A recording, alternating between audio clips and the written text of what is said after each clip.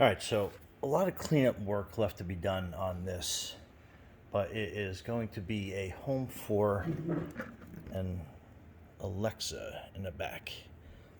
But as you can see, the skull is split here. Should be a lot tighter there.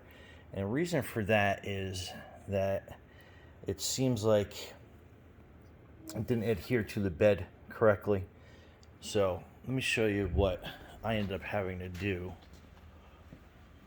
And this shop is a mess. I apologize.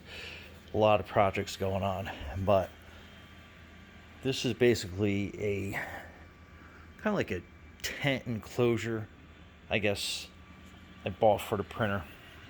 And I'm reprinting the skull inside there, but you can, the top of the skull anyway.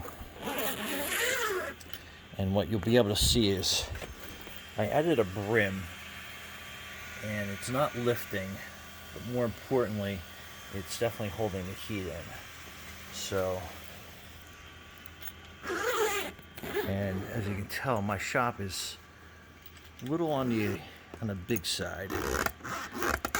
So it's tough to get a consistent temperature all over, but that was definitely a good addition that I added.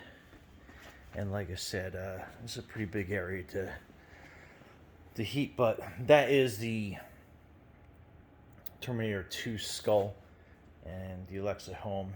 And I'll have a part 2 to it as I reprint the cap of the skull, so we can get a better, more uniform fit on there. Anyhow, that's a quick update.